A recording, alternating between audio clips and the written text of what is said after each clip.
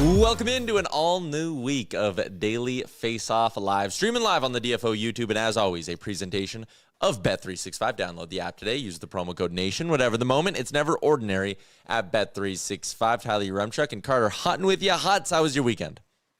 It was good, buddy. It was really good. Went fast. Just tons of stuff on the go. Hockey, football, lots to take in. I like how we got the wardrobe working today, buddy. Hoodies and hats, and we didn't even text each other. We just look good. I love the Bills hat. I'm a big Bills fan. My little girl's from Buffalo. She wants to vacation there all the time. Big win for Josh Allen and the boys.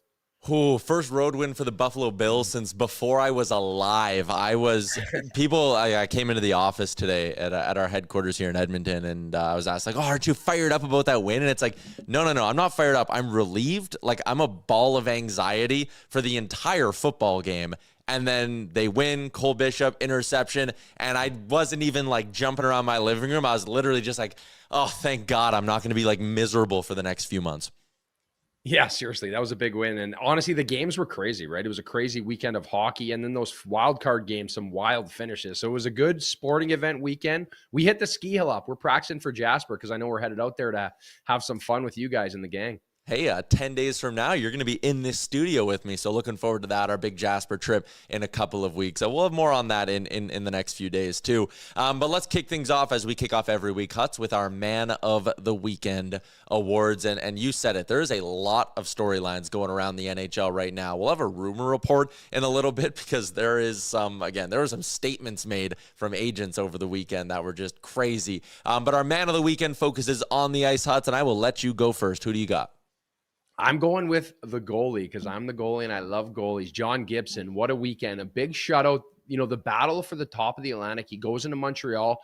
They're the road team, and he pitches a 27-save shutout. And again, I thought Detroit was really good. I think this was a statement game for them, planting their flag where they're at in the Atlantic Division. And I think John Gibson has been a huge reason for that. November 28th, he gave up 5 goals to the Tampa Bay Lightning. And at that point, he had an .870 save percentage, and he was 4-7-1. Since then, in his last 14 games, he's got a .932 save percentage, and he's been an absolute difference maker. He's 12-2 with 3 shutouts during that run. And I think this is the calming factor. Him and paired with Cam Talbot's a beautiful feature, I think. We have 2 veteran guys in a team where, you know, you have to make a statement this year. I think for Yzerman, this has been a huge, huge addition.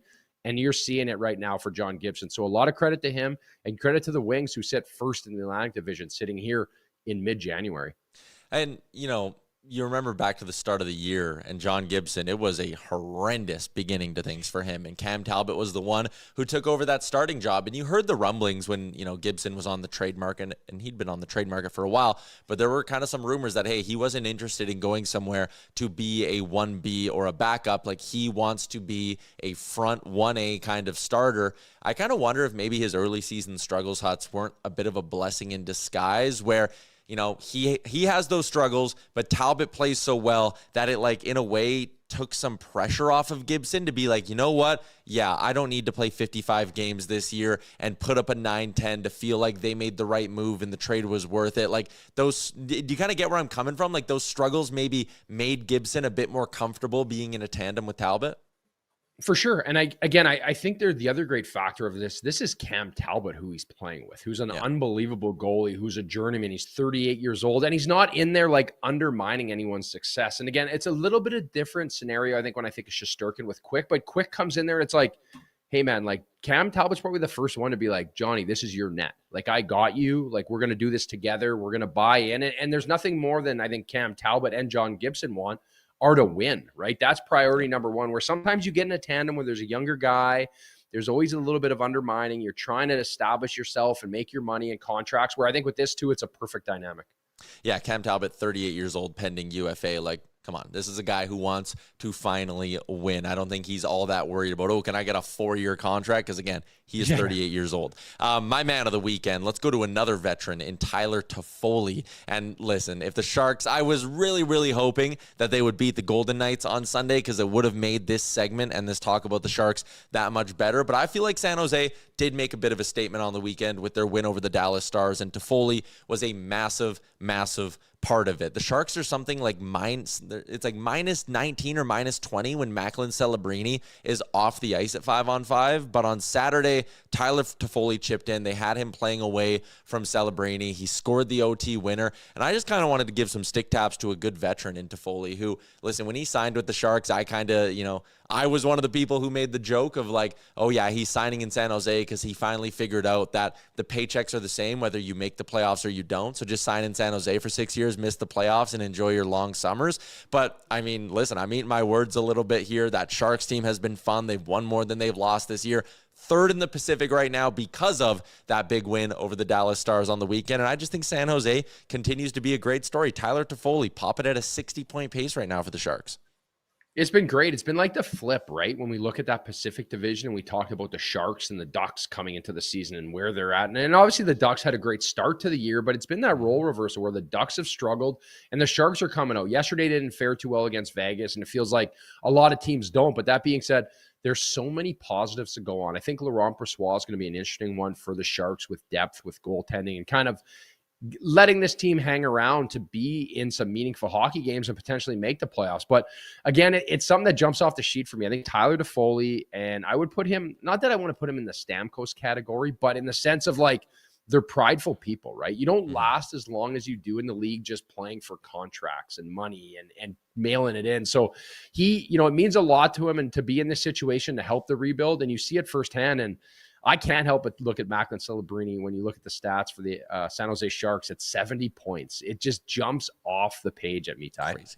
It's crazy. And how about the step forward that the Sharks have taken? Last year, through 45 games, they only had 32 points on the year. They're up at 49 right now. That is a 17-point improvement. They're on pace to have like a 28 year-over-year point improvement, which is wild. Wanted to give an honorable mention for Man of the Weekend. We don't see a lot of these in the NHL, but how about Marat Kusnedanov of the Boston Bruins? A 4-goal performance as the Boston Bruins laid an absolute beating on the New York Rangers over the weekend. And it's a nice transition into our next topic because we're talking about the Rangers and their continued struggles. You see the record there, 20-6. They've only won 20 of their 46 games this year. And the 10 goals against, that is ugly, and it is not something that we see very often in the NHL. Huts, it has been 23 months since we've seen a team allow 10 goals. The last time it happened, February 19th of 2024, when the Minnesota Wild hung 10 on the Vancouver Canucks. But it was an absolute beatdown, and to turn it into a bit of a Rangers topic here, they're last in the East with a 500 points percentage. And listen, you don't give up 10 goals unless you are very, very broken. Yeah, and checked out, right? Like, This is an effort thing too. When you talk about 10 goals, you can have a goalie having a bad night or where it's at. These are professionals, right? And let me tell you, there's no let up on the other side, right? Like, yeah, maybe you're not going to celebrate or do whatever, but you're a professional and you keep churning away. And when I look at this New York Rangers team, it's broken. And this is 2 years of them just not being where we expected them to be. I think where expectations were coming in. And now you're in a tough spot because you have Shesterkin, you have a few pieces that are tough. You're going to lose Panarin, right? He's going to walk. He's got a no trade list. Do you try to get him to move something? At this point, you start selling everything you can that's not nailed down. I think Soucy's a guy that, is going to be moved. Connor Sheary, maybe he moves out. And then a few other pieces that I start to look at even Vincent Trocheck. He's a guy that potentially maybe you move out, you maybe get some value back because any playoff team would love to have a guy like that. So I think it's an interesting time right now for the New York Rangers and very concerning. The results at home are something that just jump off the sheet again for me. It's just they just cannot generate anything when you're supposed to be a prideful team at home. It's been an embarrassing run. Yeah, and listen, you've brought up that home record this year, even talking about the LA Kings, right? A team that they were unstoppable on home ice last year. Talking about the Rangers at MSG, that should be a spot where they really kind of, like you said, take pride, own it.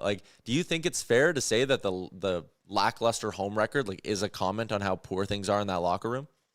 I do. I honestly do. I think starting on time and consistency. And again, it's not the fact I circle back to that point with the Buffalo Sabres. Again, I think Sabres are fan base is fairly knowledgeable, right? And I don't think they're going to, you're judged by wins and losses, but I think it's lack of effort at times. And I feel like that's what I get from the New York Rangers. When you turn them on, it just feels like they're at home and they've had a tough stretch. And it's the lack of desperation in the lineup. And that's when you start to look at coaching, leadership, and what's going on in that locker room. We sit here and we look at what the Nashville Predators and Buffalo Sabres have been able to do in this last stretch. How the heck can't the New York Rangers produce something along those lines? Buffalo, another 3 straight wins, by the way. So they have that 10-game heater. They lose one, back to the winning column, 3 straight wins. But you talked about moving everything that's not nailed down. And listen, I know I'm the guy who can usually go into the armchair GM-y stuff on this show. Artemi Panarin's a pending UFA. Like, he's got to be good as gone. Elliot Friedman on 32 Thoughts kind of said teams are starting to call the Rangers and say, hey, what's your plan with him this year? But after that, like, their next highest paid forwards are Zibanejad, Miller, Lafreniere, and Trocheck. All 4 of them have at least 3 more years of term on their deals. Could they get something nice for Vincent Trocheck? Absolutely. I think a lot of teams would sign up and take on that $5.6 million at 3 more years. For teams in win now mode, like that there's no question that you'd love to get your hands on him. But do you think the Rangers are finally going to bite the bullet, Hutz? And like, if you're trading Trocheck, then everything needs to be on the table if you're the Rangers. And you just hired Mike Sullivan and you have JT Miller, gave him the captaincy, like all of that stuff. How, less than a year after doing all of those things, could you sit there and say, you know what, it's going to be a 3 or 4 year rebuild for us? Yeah, again, I think that's concerning, right? When you start, like, what is that timeline? I'm getting lit up in the chat about Chirp and Sullivan, but at the end of the day, like, you have to get your team ready to go, right? And again, I don't think Sullivan is the problem by any means, but you are, as the head coach, there to motivate your team and starting on time and getting them ready to go. And again, I think there's some of these pieces that need to be moved out, right? Again, you got to play the hand you're dealt as a head coach, you know, from what the general manager gives you. And sometimes you inherit other people's problems, you know, when coaches bounce around. But at this point, it feels like Shesterkin is still very good. So the future is still there. And I don't think they're a long rebuild away from it. But maybe at this point, you move some of these guys that can really take a haul and help you in the next 2 or 3 seasons. Speaking of from bad to worse, while the Rangers have shifted towards, well, being tied for the last spot in the East with the Columbus Blue Jackets, the Vancouver Canucks have, I mean, they've fully bottomed out. They are dead last in the entire NHL with a .420 points percentage. They've lost 3 in a row. And listen, they're in the title of the show, and we had someone comment, are the Canucks rebuilding, question mark? Well, that's kind of something that I'm surprised it didn't make more news this weekend, but the Vancouver Canucks put out a video of their content team interviewing GM Patrick Allvin, and the quote that Dave Pagnotta highlighted from Allvin himself, the Canucks GM, quote, "We are transitioning into a rebuild." Kind of the first time they've used that word in Vancouver. They've done hybrid retool and this, that, on the fly, whatever they were trying to do to mask it. But it feels like the Vancouver Canucks have finally sat down and said, we're going to bite the bullet and rebuild this thing, which you want to talk about trading away everything that's not nailed down. If you're Vancouver, I mean, Kiefer Sherwood, good is gone. Evander Kane, keep 50% of it, find a contender to give you a 3rd-round pick, get him out of there. And then you wonder about some bigger pieces, like, you're sitting there with both Demko and Lankinen signed long-term. Those are 2 goalies who are 30 years old. Call around. See if you can get out of one of those 2 contracts. See if you can get out of Thatcher Demko before his no-movement clause kicks in on July 1. I've heard rumblings about Jake DeBrusk. Obviously, healthy scratched a couple weeks ago. He started to play better. But I think if you're Vancouver, you try to get out of the DeBrusk contract. I think you maybe move on from Connor Garland before his no-movement clause. Like, I think there is a lot of work to do in Vancouver. And listen, if they're coming out publicly and their official Twitter account is putting out videos of their GM saying we're trending towards a rebuild, everything has to be on the table in Vancouver because it's an unmitigated disaster in that market.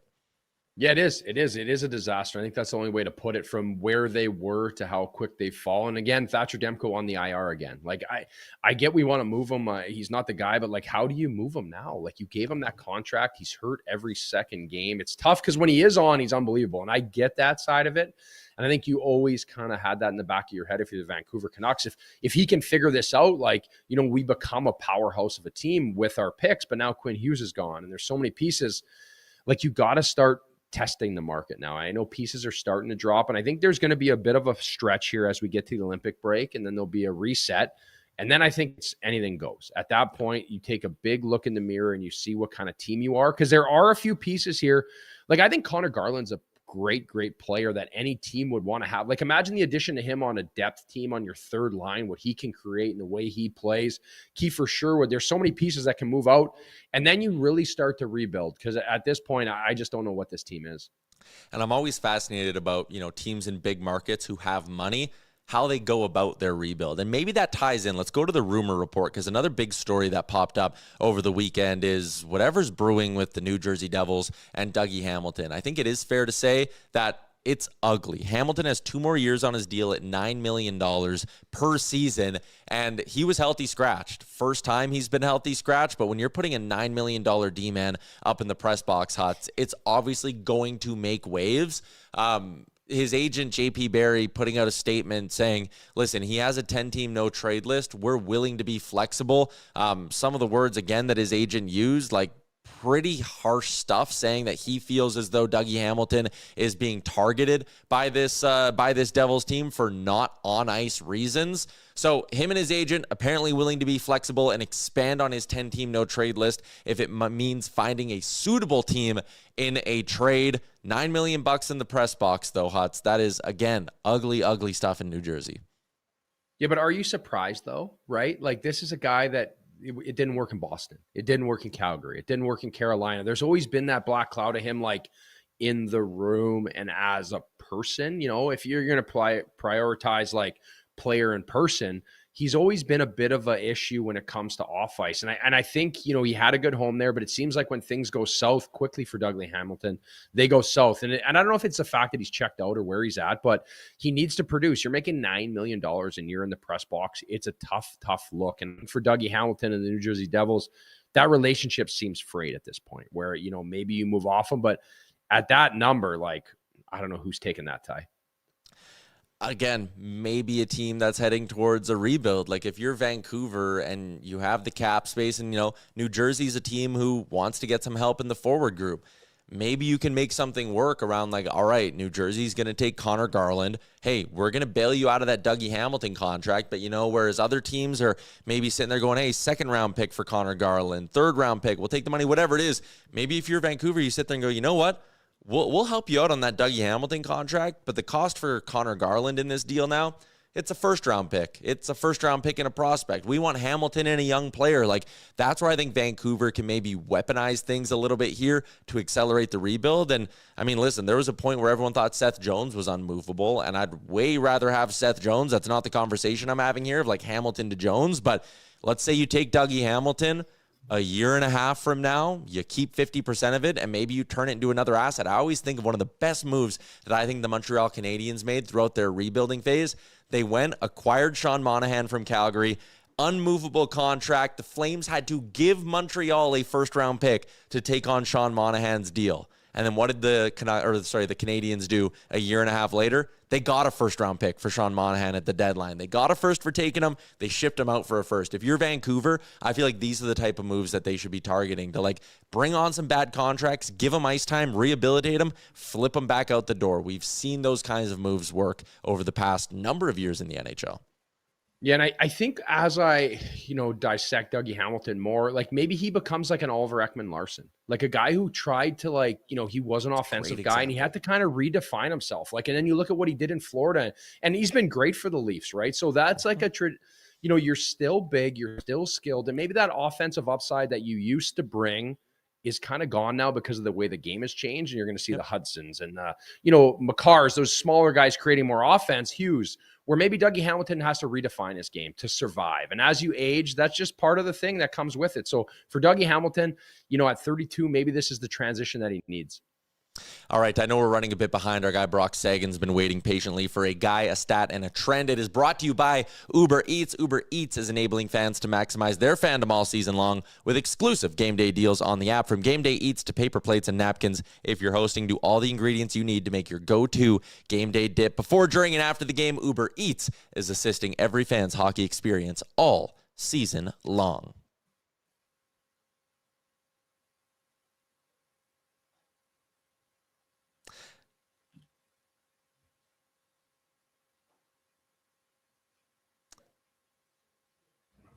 There we go. Always a pleasure to be joined by our guy, Brock Seguin, managing fantasy editor at Daily Faceoff. You can find him, DFO DFS Report, live on the Daily Faceoff Fantasy and Betting YouTube, the Daily Faceoff Fantasy Podcast as well. Brock, always appreciate you giving us some time. A guy, a stat, and a trend as we dig into things, as people sit down on Monday. They're killing a little bit of time at the office. They want to know how they can improve their fantasy team throughout the week. Oh, do we have Brock? I can see him there in I can see him there in my little preview window.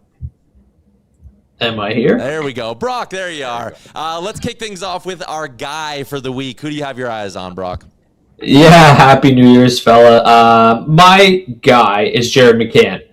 Like 34% rostered still in Yahoo Fantasy Leagues, and he's just out there, and I don't really know why. Since returning to the Kraken lineup on December 4th, he has 10 points, 5 goals, 5 assists in 12 games. That's a 34-goal, 34-assist pace, which is almost exactly in line with his pace over the last 3.5 seasons.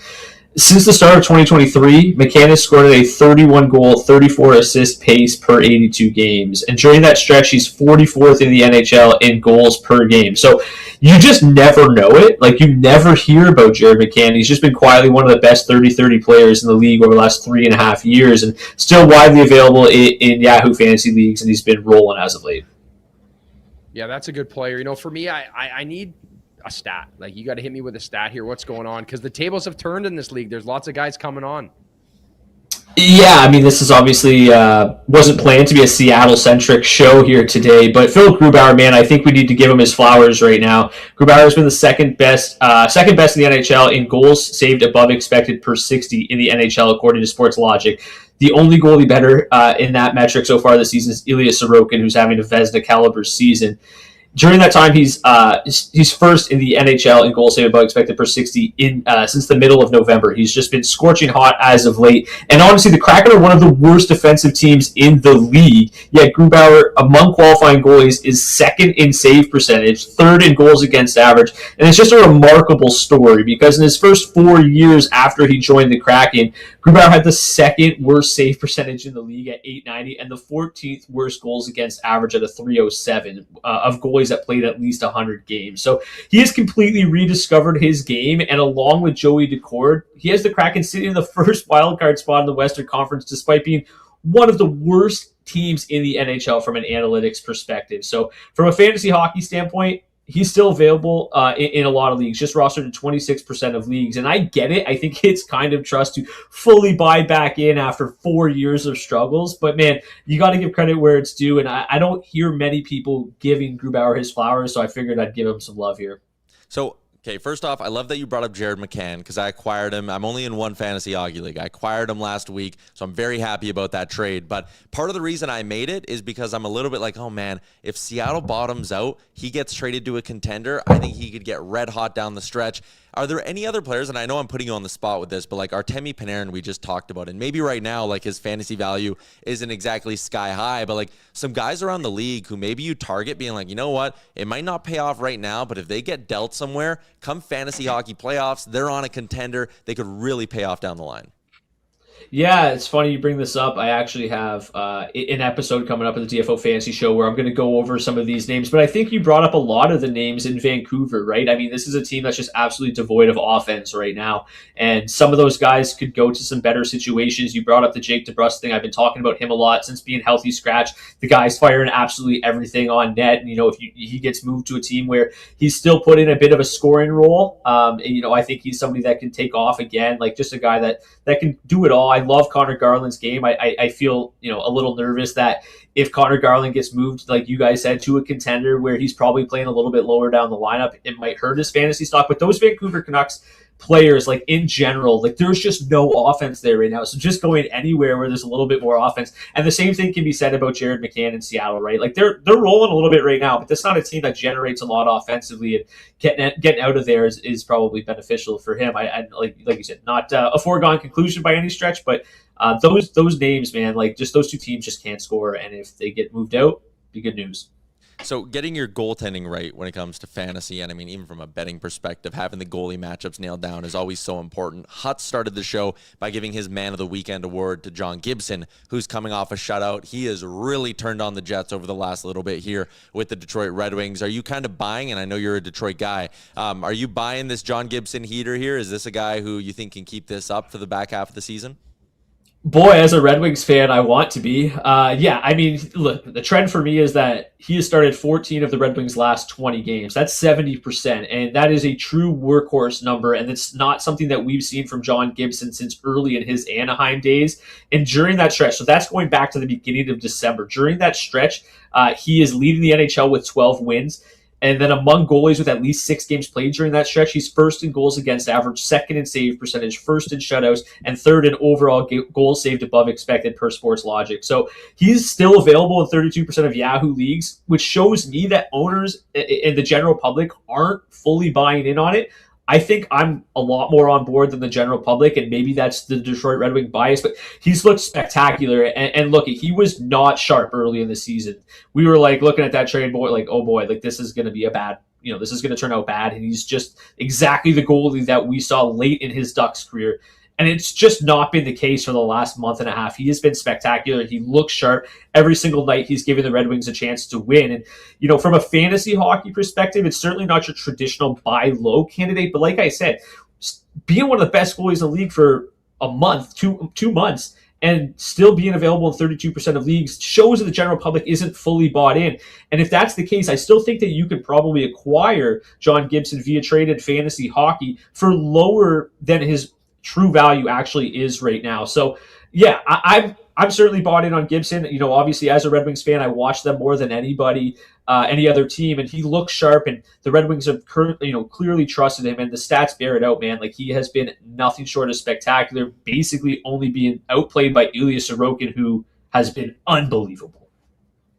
Yeah, Brock, I want to second that point where I think the factor too is like, I listened to Dylan Larkin talk about him after the game and like how he just manages the highs and the lows and like how he presents himself is, I think, so important. And the other factor I think from the fantasy side is like the Red Wings kind of feel like they got to be all in too, right? Like I think they're only going to get better. They're only going to add. So it might add value being like, hey, let's get ahead of the curve here and try to get them before the Wings start to beef up even more. Yeah, 100%. And as a not just Red Wings fan, but a Detroit sports fan in general, like the Lions were a good team that didn't do anything at the deadline, and the Tigers were a good team that didn't do anything at the deadline. And I think here in this market, we're all a little nervous that Steve Yzerman's going to do the same thing when it feels like we should be adding and buying in. And if this team does get better, he's going to be all the better for it. And you look at a game, the shutout against Montreal over the weekend was great, but the Red Wings were so good in that hockey game. They didn't let the Canadians access the offensive zone easily whatsoever. Like when they're on their game, they are a very difficult team to play against at 5v5, and Gibson's been spectacular. And I think, even just Cam Talbot, the two veteran presences between the pipes really, really helps calm that team down a lot, I think. Yeah, let's keep the Red Wings talk going, because I actually kind of like that we've gone down this path. The Red Wings' third best points percentage in the Eastern Conference, and I see like Joe put in there, and I don't know if he's kidding or not, but he goes, hey, Panarin to the Wings. The East is so mushy, and I think you can look at it and go, it is a year where a team like Detroit, who, maybe they don't look the way that Florida did a year ago, where it's like, yeah, of course they're going to go all in to defend their title and whatnot, but like this is a year where like maybe making that one, just the right addition, will be the difference, because everything seems so close. But where would you like to see Yzerman address, I guess, heading up to the deadline? Yeah, I still think the Red Wings' biggest need is on the blue line. The secondary scoring has really kind of solidified itself as of late. Andrew Kopp has been tremendous. He's really kind of rediscovered his game here in the last couple months, ever since he got put with DeBrincat and Kane. Whether or not that's a long-term solution that's going to, get you to the Stanley Cup remains to be seen. So I think, like, if I had one ask, it's on the blue line. They need somebody on that second pair. They rely a little bit too heavily on Simon Edmondson and Moritz Seider, who have been spectacular. But I think that second pair could use some help. We've seen Rasmus Anderson's name being floated around a little bit on Twitter as of late. So somebody, of that ilk that can step in and really help them on the blue line, I think is priority number one for the Red Wings. Brock, as always, appreciate your time. People can find your work, DFO Fantasy YouTube. We just threw a link to that in our YouTube chat, so everyone can go subscribe there. Appreciate this. We'll chat again in a couple weeks. Yeah, thanks so much for having me, boys. See you later.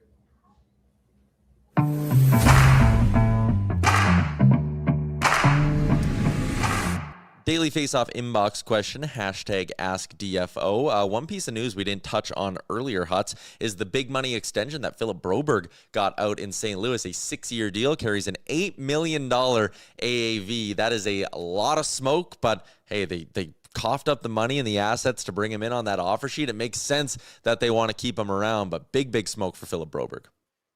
Yeah, that's awesome. That's, it's one of those ones where St. Louis, I think, and Armstrong, you got to just thank your scouting staff and where you're at. They saw the player, they took the opportunity, and it's paid off. He's fit in well, and he's going to be a St. Louis Blue for a long time. And that's why players have the offer sheet. Again, I know teams get rattled, fans get upset at it, but like as a union, as a player, there's got to be a way to be protected. And this is one of them right here.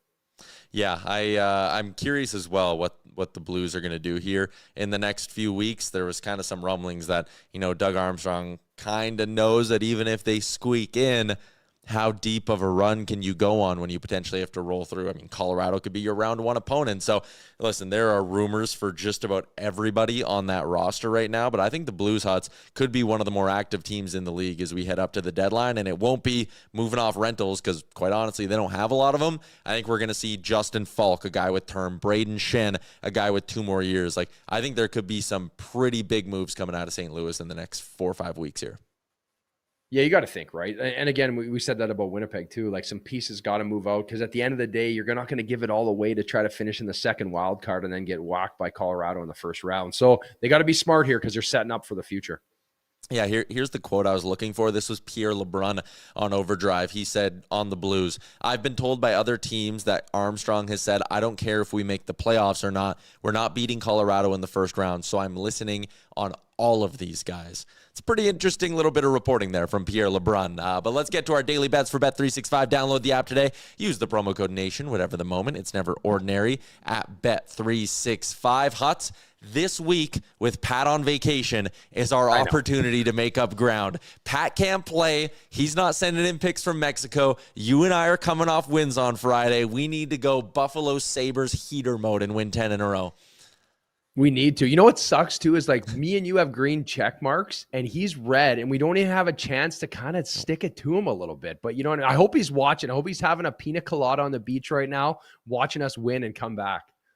Yeah, Pat, if you're watching this, get ready. I'm taking a big swing tonight. I'm looking at a couple of puck lines here. There are a few teams who have been red hot over the last stretch. The Montreal Canadiens, although they've been a little bit the Vancouver Canucks are absolutely horrendous, so I have no problem going with the Montreal Canadiens. Plus 140 on the puck line. I'm playing it with the Tampa Bay Lightning at what is that one? Plus 155 as well. It comes together at plus 512. Huts, what do you like tonight? Plus 512. This guy, I love it. Go for it, baby. Let's do it. I'm taking the homers here. I'm taking all the dogs. Our favorites at home. I'm taking the Habs. I'm taking the Wild, and I'm taking the Avalanche money line. And that's plus 238. I'm hot. Let's keep it rolling. I was going to take the Wings because I wanted to bring it up I didn't get a chance. I'm a Red Wings fan, and they're retiring Fedorov's jersey tonight as well. And they had the letter to Detroit. I picture his white Nikes going up on the rafters on the Jumbotron. The Wings will probably win by 100 with this going on. I know you obviously goalie, but was Fedorov, would he have been like one of your first favorite players growing up then?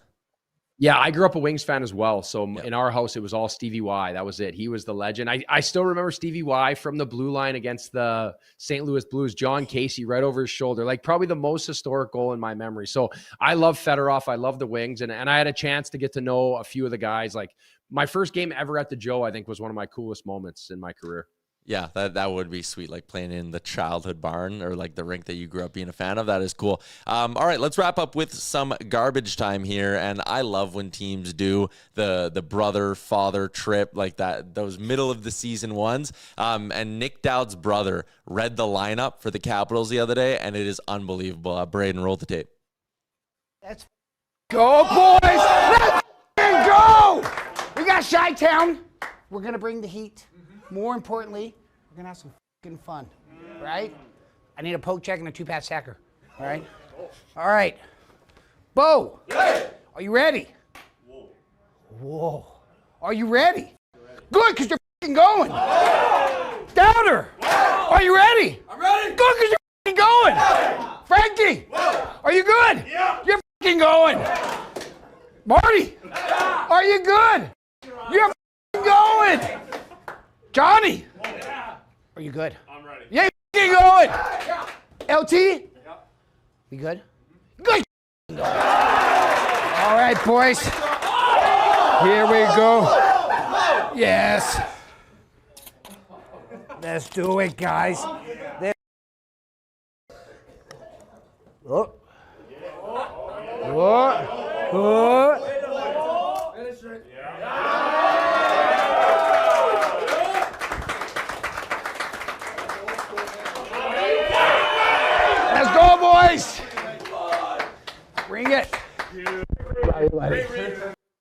Honestly, I'm a little surprised Ovi didn't get in on the shotgunning there. I won't give him full marks. The shotgun was a little sloppy. But Huts, you've been on those father mentors trips, all of that. Like, how much fun are they?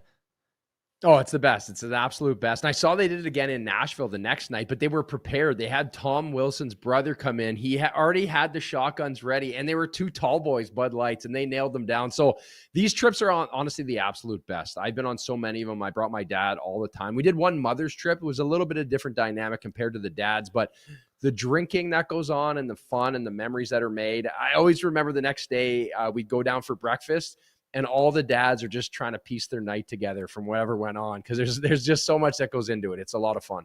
Yeah, that is under. I'd imagine no moms were coming in reading the lineup and shotgunning beers. Hey, a little bit more tame than that. Yeah, they would come in and maybe they do the lineup or something fun. But usually you get a dad like that, and Dowd's brother, he's an absolute machine. You can tell he's cranked. So I love the energy, and I'm sure Ovi was eating it up. All right, that is a wrap on today's edition of the show. Shout out to our guy, Braden Morrison, who was producing the show today. His first time with the controls. You did a good job. You got us from point A to point B, but Pat's off for the week, so Braden's stepping up. BMO handled it well. That is a wrap on today's edition of the show, everybody. We'll be back same time, noon Eastern tomorrow. Enjoy your Monday. We'll see you then.